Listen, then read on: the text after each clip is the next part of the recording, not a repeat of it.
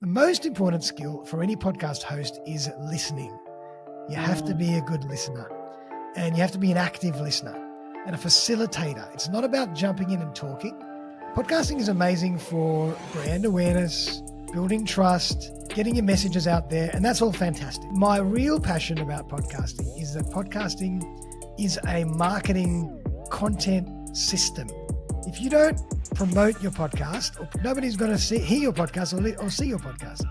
You can have the best podcast in the world with the most incredible guests and incredible material. And if nobody knows it exists amongst the other billion podcasts, what's the point? The two most common podcast mistakes would be not preparing for the interview, not having any framework to go through, not having any question, not having an angle for the episode, not having a title. What's the secret weapon behind every top CEO and entrepreneur? A game-changing executive assistant. Hermessi gives you access to elite EAs who supercharge your productivity. From payroll and admin to social media and customer support, they handle it all so you can focus on growth and big picture decisions.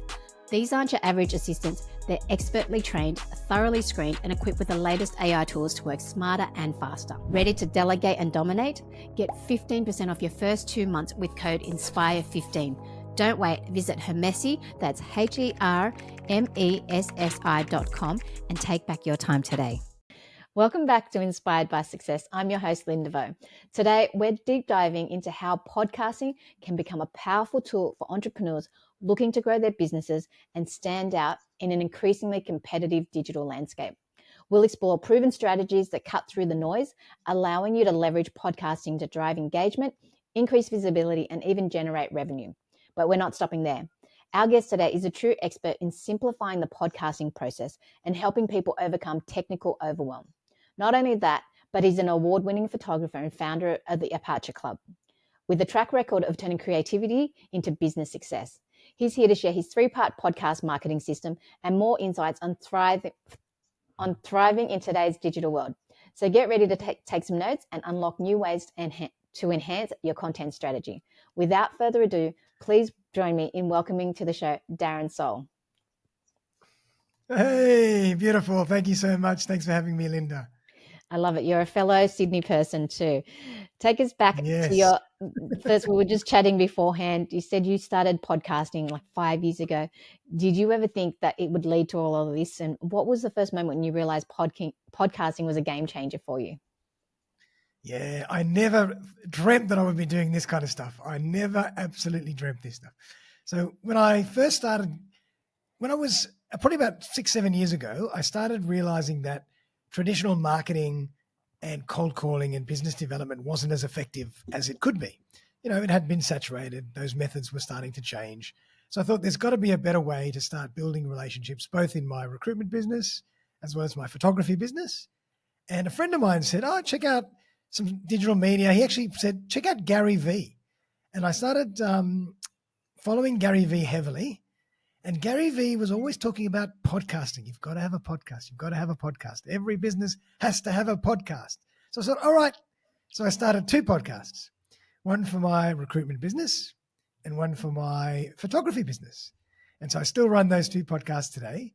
And I fell in love with podcasting so much that I now am teaching other people how to build podcasts, how to get results from podcasts, helping guests to get results from podcasts. I've got a range of different products and courses and all sorts of stuff in the podcasting space. And it's more just a passion project as well. I love it. Yes, I can totally agree. I mean, I started this podcast about over a year ago, and I think I wish that I started it sooner. I mean, I always wanted to do a YouTube channel to share my business journey, but the podcasting thing is just, it's like I'm leveraging YouTube and podcasting. It's just been an amazing experience because I get to meet all these people across the world to share their stories, and I get to learn from them. And I love talking about different niches. I love business, I love spirituality, and I try to mix them together because entrepreneurship is my passion. But it's just, I totally wish that I started it sooner. So I highly recommend if you've ever considered starting a podcast, don't let that fear of, the technical things, how to start. Because once you start doing it and overcome that, it's smooth sailing. It's pretty basic as well. But Dan, I wanted to ask you, everyone out there seems to have a podcast these Sure. days, everybody. What advice do you give for people who want to stand out in this increasingly crowded space? I mean, there's so many different niches that you can go to, but do you think it's better to stick with one niche? And like you said, you created a recruitment one and a photography one. So with me, I always thought, oh gosh, I love the entrepreneur space, but mindset and spirituality, you shouldn't. My partner said you shouldn't combine them, but that's what makes me unique as well.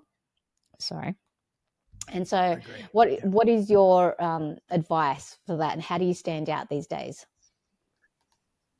Yeah, great. Well, a few good points you've brought up, and I was talking to someone yesterday on the phone. Oh, sorry, on a Zoom call, and he said, "Oh my God, everybody's got podcasts these days. It's ridiculous." I said, "You know what? It just came to me. It's almost like a website. Like everybody or every business has to have a website. It's almost to the point where every business has to have a podcast, just like a website. But that shouldn't deter people from starting. And as you said, you wish you would have started earlier and all this kind of stuff. And absolutely, to get in early is always great. But it doesn't mean that you still can't get a lot of traction and a lot of results by starting right now. So definitely urge people to jump on the podcast bandwagon. And I want to take this a little bit further and talk a bit about the fact that podcasting is amazing for two reasons. And I think this will really help the audience.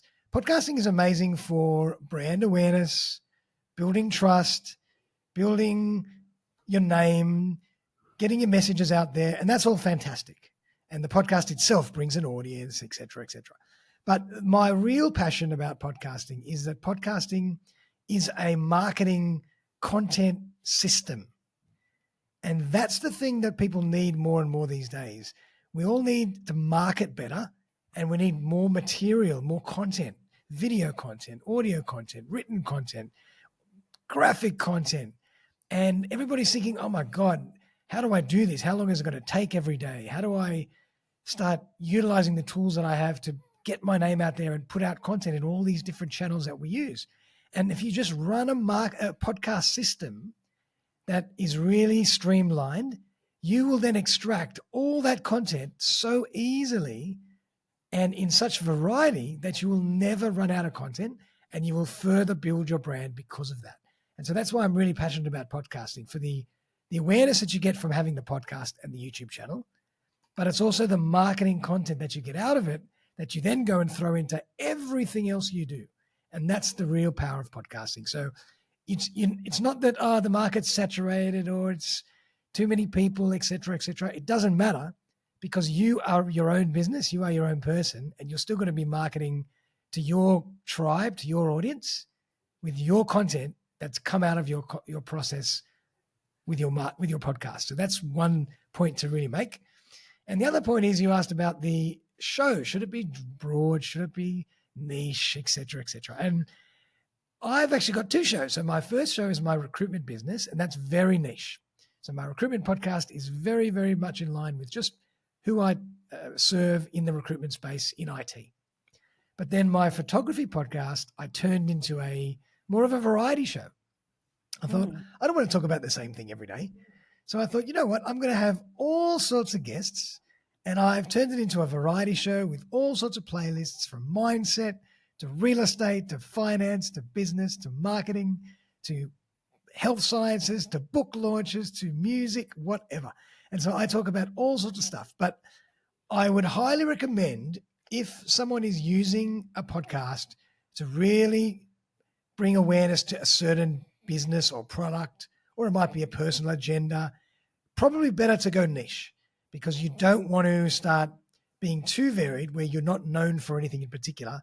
And then it kind of defeats the purpose of even having that branding and that marketing material. But that's not to say that you still can't bring in a little bit of your personality. Like if you like spirituality, of course you can bring in some spiritual content. But it's not, you just wouldn't want to start going crazy and having 7 different topics that you're talking about, because then people get confused. But if they know you're the business person that's quite spiritual, 1 or 2, perfect, no problem at all. And you marry them together in your content. I created a variety show because I wanted to create a platform for podcasting's sake. So I kind of teach people how to podcast. So that serves me, because I have a variety show and a podcast that's very broad because I'm not targeting any particular niche for that business. That's more about podcasting in general. So I have a very different strategy for two different things. Wow, that's interesting. Yeah. When you mentioned like marrying the business and the spiritual side, I do always try to tailor it to the entrepreneur audience and how we can leverage, these certain mind blocks. And sometimes I get a little bit woo woo, but it just marries into entrepreneur in the business space. I think that's what makes me unique. And you mentioned Absolutely. that even though we're all like this might seem saturated, they're listening to the podcast because they're listening to you as a person, and there's no other person. There's billions of people. There's no other yous out there. So, the audience is No way. There's only one Linda, listen. and I love the balance between entrepreneurship and spirituality because that can only be a good thing. You're teaching people how to be better. What's the word? Better mindset-driven entrepreneurs, better conscious aware and world aware entrepreneurs, not just business, money. So it's a perfect marriage. Thank you. Now, you've developed like a 3-part podcast marketing system that's helped businesses increase visibility and get leads. Can you break it down for our listeners and tell us how entrepreneurs can also apply it to boost their business growth? Yeah, sure. So I like to think of podcasting in 3 parts. One is the preparation, because without preparation, you tend to not execute as best you can, and you don't optimize your potential for growth and for reaching audiences and business development opportunities and all sorts of other things that come off the back of podcasting. So preparation of yourself, preparation of your guest, preparation of your systems, of your workflow, how people engage with you to come on the show, all that kind of stuff. So that's my first P of podcasting. My second P is the production. So obviously you have to do a little bit of work in the video and the audio space just to make sure that your podcast is half decent. It doesn't have to be Hollywood, but it has to be good. And there's all great products out there like the one we're using right now. Riverside is a fantastic product for giving you video and audio content that you can then tweak. And then I like to sometimes take it a step further and plug those things into Canva, create a nice template for the video, create audio and intros and outros and video videos, intros and outros. So you can start playing around with some of the other tools that we have to enhance the experience, both visually and audibly. So that's really important, but you don't want to go crazy. You don't want to go and fall into a rabbit hole of sound engineering and video engineering, because then that can be ridiculous. Keep it real simple. And then the third part is probably the most important part, and that's the promotion. So my 3 Ps: preparation, production, promotion. If you don't promote your podcast or promote what you do, nobody's going to hear your podcast or see your podcast. You can have the best podcast in the world with the most incredible guests and incredible material. And if nobody knows it exists amongst the other billion podcasts, I don't know how many million podcasts there are, what's the point? So you really have to be good at getting your podcast and out there into the world so people can actually know that you have one. And so when I teach, I have 3 parts to that whole journey, and I go through all that in a lot of detail. Thank you. Thank you for sharing as well. You mentioned the technical side as well. And this is something that stopped me at the start too, because, working remotely, I mean, I can figure things out, but it just seems like a bit overwhelming. And many people might be terrified of the tech side of podcasting. So how do you help people get past that overwhelm and simplify that process? I mean, for me, I definitely use tools as well, and I had to research all these tools, but I'm open to learning about the tech things, but some people aren't. So how do you help them overcome that fear and that overwhelm?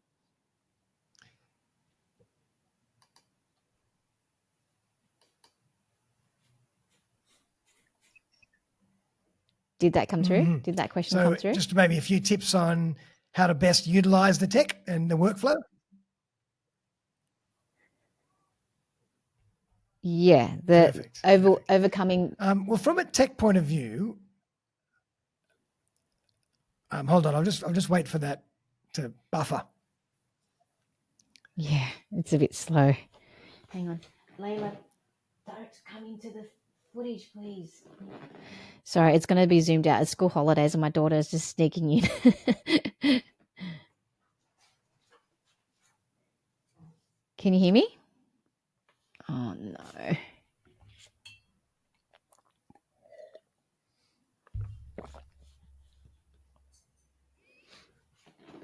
Layla, don't come into the footage, please.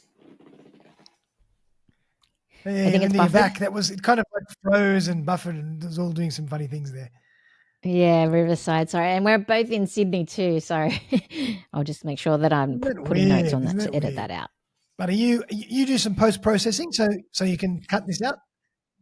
Yeah, great. Yeah, I've got all the times that I've written down too, especially where my little someone girl's told me being yesterday where you can actually stop it buffering while you're interviewing, so it doesn't do that. Oh, how do you know how to do it, or no? It's I don't know how to do that, but I think if you go to when you set it up, because someone was telling me about this yesterday, if you go to your settings, there must be a setting to say don't buffer or don't convert or whatever while we're talking or something, and it can stop that happening. Oh, okay. Right. Okay. I wonder if I could do that now, or is it too late? It's probably too. Let's go. Right. I'm happy to continue. It's going to probably. Yeah. Okay. Let's just continue, and then I'll make sure I check it out after. All right. Did you get that question though about the overwhelm and the technical overwhelm? Yeah. So it's all about the tech, and you want me to just talk a bit about addressing. Yeah. How do you help people get over? Yeah. Gotcha. Cool. Yeah. So look, with the tech, it's not as difficult as it can be. It's not as difficult as it sounds. A lot of people think that it's very, very foreign, but these days there are so many great products and even retail stores in Sydney, for example, and around the world, where you can get some great advice on what tech to buy, what tech to use, and keep things really, really simple. So when you're actually recording, I would use a product like Riverside or StreamYard or Zoom. I use Zoom even still to this day, keep it really simple. Everybody knows how to use it. And then you've got your audio and your video file. Once you've got your audio file, you just dump it into either, say, Spotify for podcasters is a great platform, or Podbean is another one.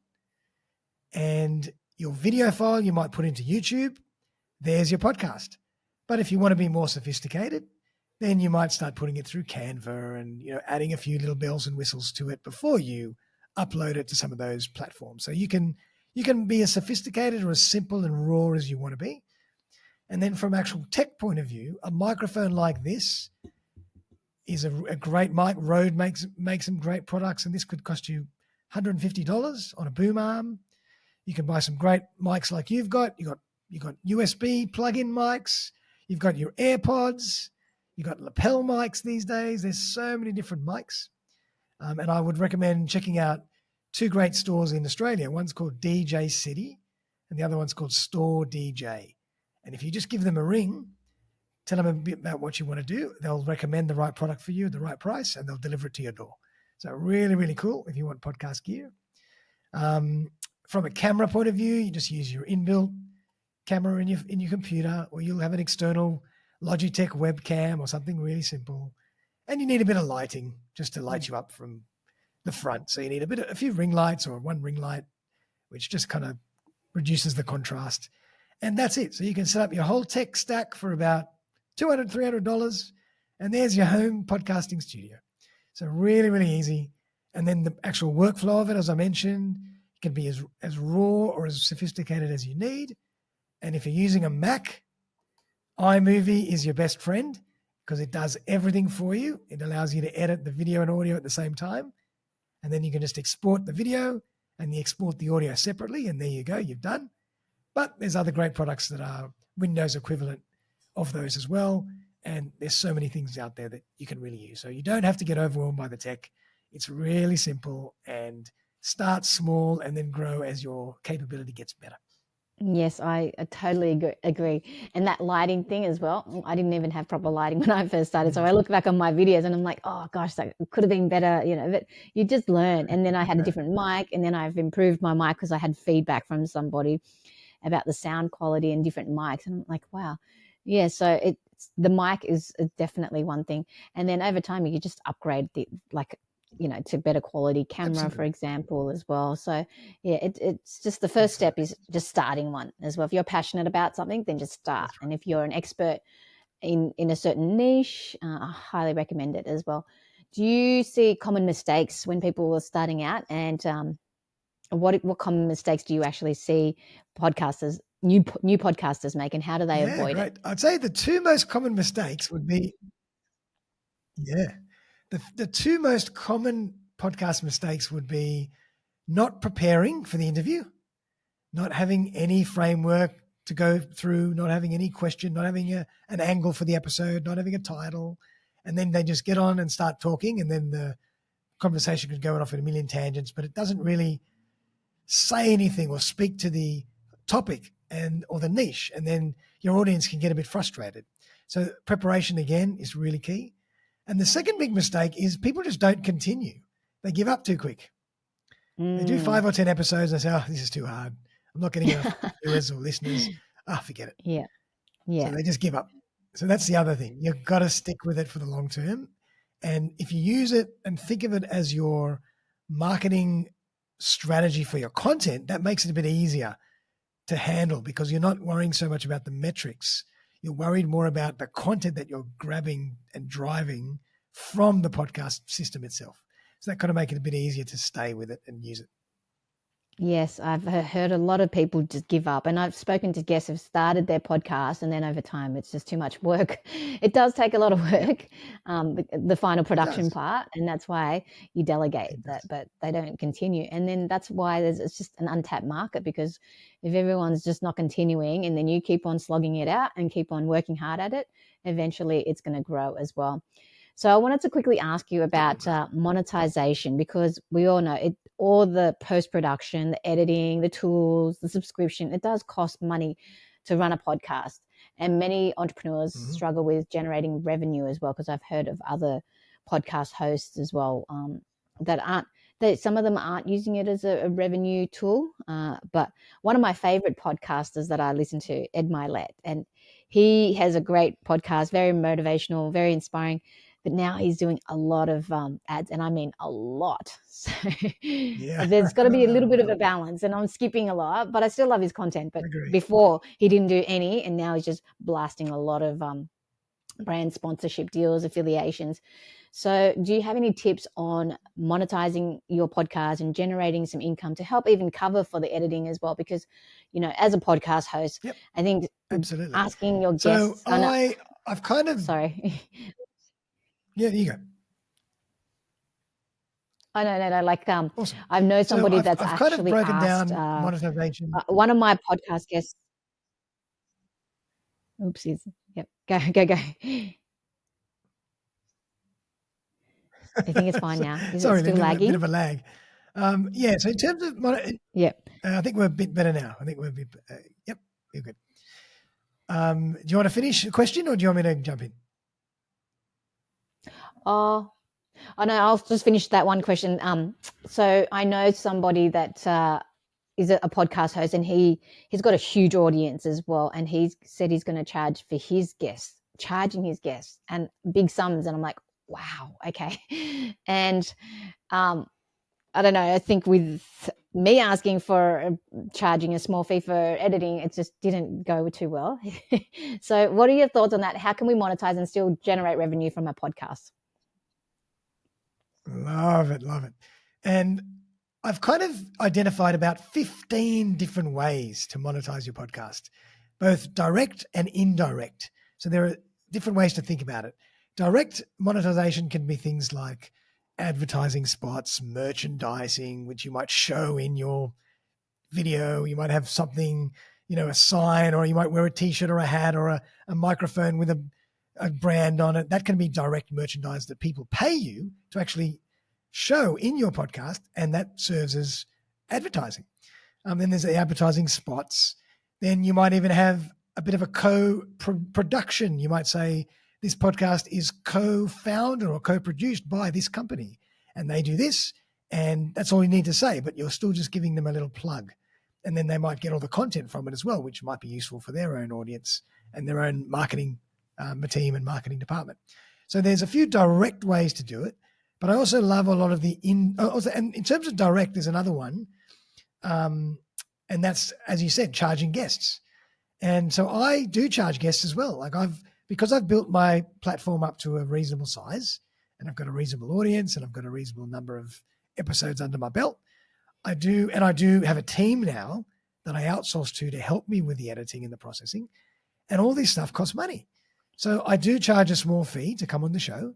And I like to say to people, if you need some video done, you get a videographer. If you need some marketing done, you get a marketing consultant. You get a PR consultant. This is exactly the same thing, but yet you're worried about paying a podcaster. You're going to get exposure. You're going to get content, and you expect it to be free. So if people don't want to pay, I say, fair enough, that's fine. But I need to cover costs, and I need to substantiate and showcase this as a serious marketing platform. So that's totally fine. So I charge a small fee to come on my show, but I've only started to do that after many, many episodes and after I've built a bit of a base. So you do that according to your user base and your audience and your reach. But then there's things like you can start doing consulting off the back of that. You can start doing teaching and training off the back of that. Keynote speeches off the back of that, lecturing. Another great way to do it is to think about, all right, this is my niche area of expertise. I'm giving away a lot of great stuff on my podcast for free, which is great. But if people want some premium content, they have to go here, they have to pay a certain amount or join the subscription, and then they get more stuff.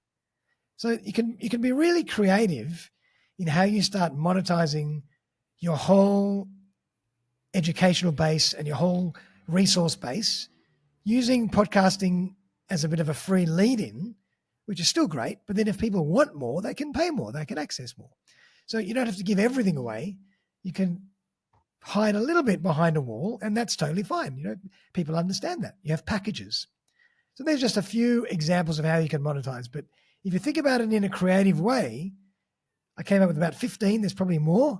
To really start thinking about how I can monetize in a way that's not too obtrusive to the guest, but it's not unfair for the audience, and there's not too many ads, and you're still getting a bit of return on investment from that, all that work and all those subscriptions. The Riverside costs money, editing costs money, graphics cost money, or Canva costs money.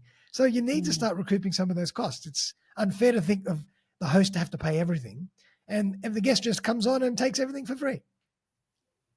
Yeah, I agree. I mean, I guess some people do see the benefit of it as well, especially these days with social media. If you're sharing a big audience, it's like a brand sponsorship deal. Now, you've got a 7-day podcast launch challenge, which sounds amazing. What inspired you to offer it for free, and what can people expect from it? Awesome. So because I'm so passionate about podcasting and I just have built up so much great content, I wanted to put together some kind of a vehicle where I can give people some training over a period of time, where every day they get an email with all sorts of great free stuff that'll really help them in their podcast. So it could be articles, videos, podcast episodes, checklists, frameworks, editing guides, all sorts of stuff that I've developed that I wanted to use and give. And then, of course, off the back of that, if anybody ever wants more, just same theory, underneath, there's a whole list of different products and services that people can access for very low cost if they want to find more. But otherwise, the challenge is free, and you get a lot of great value that can really set up your podcast in 7 days if you use it. And then if you want any extra help, there's enough content there for you as well. So people can just jump on that link, and it's automated. So you can just start receiving your email on day one, and you'll get 7 days of great content that'll help you start your podcast. Okay. And I wanted to ask you, in terms of becoming a great podcast host, in your opinion, what makes a great podcast host? Is it a skill anyone can learn, or do you have to obviously be a great communicator? For me, I have made many mistakes, and luckily for editing, but what else? I think energy is definitely one thing. Personally, I think if you bring a lot of good point. energy, and if your guests bring a lot of energy, that helps too, because I've had episodes where I've like, nah, this is not worthy, sorry. But what makes a great host in your opinion? Yeah, you brought up the first one that's really important. And I listened to another great guy called Graham Cochran, fantastic digital online course creator and marketer. And he always says, whenever you're doing video or audio content, you have to step up your energy level. You have to just tweak it another 20, 30%, because that comes through in the video and in the audio. Because you need that to engage. So that's the first most important thing. You have to turn it up a dial or two just to communicate with some passion and some energy, because that lands much better with the audience. And of course, you do it in line with who you are. You're not going to go yelling and jumping up and down if that's not who you are. But you just kind of turn up the heat a little bit. And the other thing is, absolutely, it's a skill that can be learnt. When I first started, if you go back to my first episodes, they were terrible. I ran out of questions after 10 minutes. I said, what am I going to do now? But you get better, and the preparation helps you as well. And then the biggest skill, the most important skill for any podcast host is listening. You have to be a good listener, and you have to be an active listener and a facilitator. It's not about jumping in and talking. It's about, how do I continue to facilitate and even have little filler words or comments to prompt the guest to give more? How do I probe and get more and more out of the guest? Because it's the guest's time. It's there on the stage. It's not your time. You're there to beginning and end the show, but the rest of the time you're there to just facilitate and draw out the gold from the guest. So you've got to be an active listener. You've got to be really good at just tightening up and filling the gaps and trying to bring more out when needed without overtaking the conversation. So that's a really important one for as a podcast host, because no one's interested in what I have to say. You're just going to have to wait till that uploads, because it's lagging at the moment. I'm just going to take note of that. They want to hear from my guests. They want to hear something new. 30 minutes. So that's another really big one. Yeah. Ready to revolutionize your content game? Meet Modern IQ, the AI tool that creates SEO optimized, plagiarism-free blog posts with just one click. No more writer's block or endless hours of content creation. Generate high-quality articles that boost visibility, save time, and slash marketing costs. Whether you're a startup or an established business, this tool is your content team, marketing expert, and SEO guru in one. Click on the link in the description to claim your free article and join forward-thinking entrepreneurs who are working smarter, not harder. The future of effortless marketing is here. Are you ready to dive in? You have to realize that it's a game that you're playing this game forever. You have to be ready to pivot and change and get feedback and reinvent yourself and re-educate yourself forever. It does not stop anytime. So entrepreneurship is a fantastic game. It's fun, it's exciting, it's rewarding, but it comes with its work, and you have to have the right mindset. You have to be curious, and you have to be ready to change and accept and welcome all the new things that are going to keep coming at us because of technology and business situations and circumstances. So that's the most important thing I would say from as a bit of a takeaway for entrepreneurs. But otherwise, I would say do what you love, but it's got to be, when you choose something, it's got to be something you love. It's got to be something you're good at, but there's got to be a market for it as well. It's really a great middle ground is to find the spot where all those three things meet. So if you're good at something, you love doing it, and there's a market for it, that's when there can be a great opportunity to create something. And I would say start creating something on the side. Do it in your own time while you might be doing some other things if you're not an entrepreneur already. And then when the time is right, you can transition to making that a full-time gig if you want to, when the money's there and when the results are there. Otherwise, you can continue it as a side gig. So entrepreneurship doesn't have to be a full-time gig either. So there's really a million different ways to tackle entrepreneurship. And a lot of people would say, "Oh, I shouldn't be doing so many things. I'm distracted from one thing to another," and that's a very personal choice as well. Like I love moving between two or three different things because it gives me energy and gives me variety and it gives me inspiration that I can pull something from one industry and put it into the next, or take it from one and to do something else with it. Whereas some people would say, "Oh, I just want to focus on one thing," and that's cool too. So that's really about your personality and whether or not you enjoy that kind of chaos in a way, because it's not as organized as it can be if you're doing only one thing. But that's also when organization does come into play, because you have to be as best organized as you can be. And in general, these days, an entrepreneur has to be really organized because there is so much going on that's another thing that helps you build trust, is to be organized, to show up, and do your best in that respect as well. So I hope that kind of gives you a little bit of an insight into my entrepreneurship journey and any takeaways from me. But I'm no expert in the field either. No, great advice there. If you could go back and give your younger self any piece of advice, what would that be?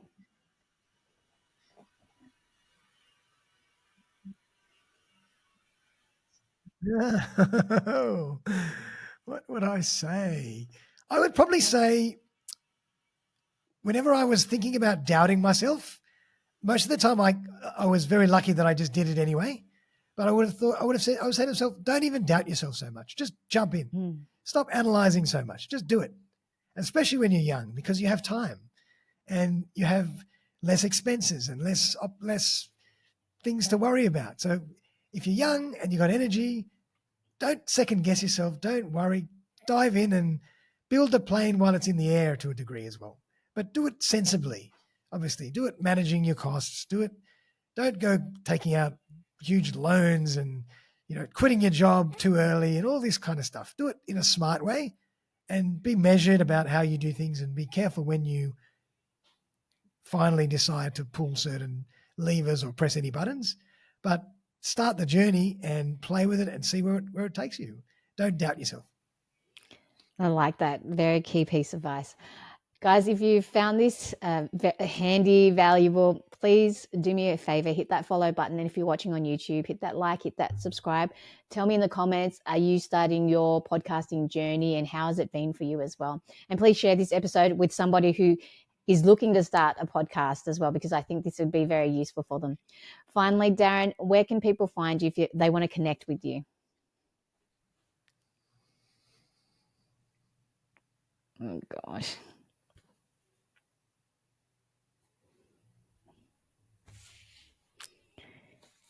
Did you get that? Sorry, lagging. We'll do that again. Finally, Darren, where can people find you if they want to connect with you?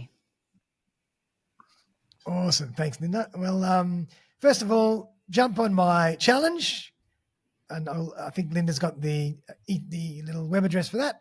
But otherwise, go to my website, which is just www.suspendedanimation.com.au. And from there, you can find everything that I do. So all the links are there, all the social handles, all the other challenges and other content, free content is there as well. So jump on Suspended Animation, and there's lots of fun stuff there for you. Thank you. Thank you so much for your tips and advice there, guys. I mean,